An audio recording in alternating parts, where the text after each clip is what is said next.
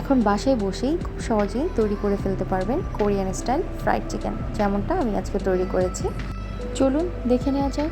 Fried chicken তৈরির জন্য আমি প্রথমে কিছু চিকেনকে লবণ, হলুদ, মরিচ এবং আদা রসুন বাটা, জিরের গুঁড়ো, ধনের গুঁড়ো, গরম মশলা গুঁড়ো সব কিছু দিয়ে খুব ভালো করে মিক্সড করে ম্যারিনেট করে নিয়েছি। ম্যারিনেশন করে চিকেনটাকে আমি 30 মিনিটের জন্য রেখে দিয়েছি। আপনাদের কাছে যদি এক্সট্রা সময় থাকে তাহলে আপনারা আরও বেশি সময় ম্যারিনেশন করে রাখতে পারেন।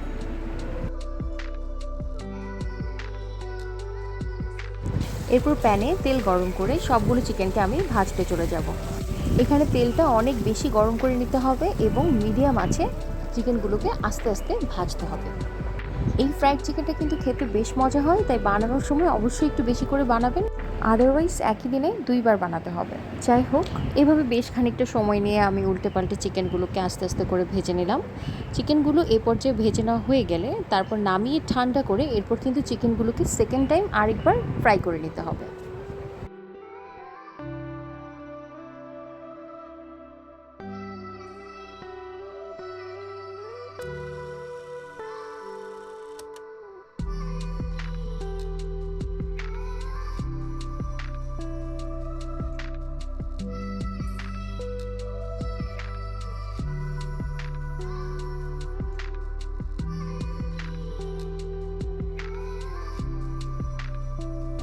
তারপর আবারও প্যানে একটু তেল গরম করে কিছু রসুন কুচি দিয়ে ভালো করে ভেজে নিতে হবে।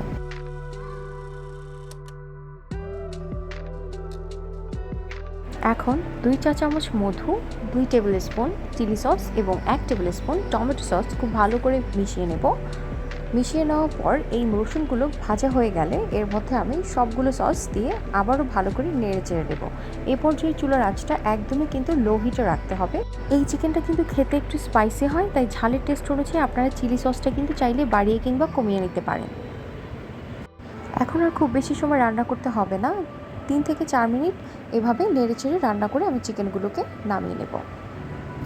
আপনারা চাইলে এখানে কিছু সাদা তেল ছড়িয়ে দিতে পারেন, তবে আমি আজকে বাসায় যেহেতু তৈরি করেছি তাই খুব বেশি রিচ করতে চাইনি। রেস্টুরেন্টে কোরিয়ান স্টাইল ফ্রাইড চিকেনে কিন্তু সাদা তেলের ব্যবহারটা হয়ে থাকে। তো এই ছিল আজকের চিকেন ফ্রাই রেসিপিটি ভালো লেগে থাকলে অবশ্যই লাইক, কমেন্টস এবং সাবস্ক্রাইব করবেন। আজকের মতো এতটুকুই।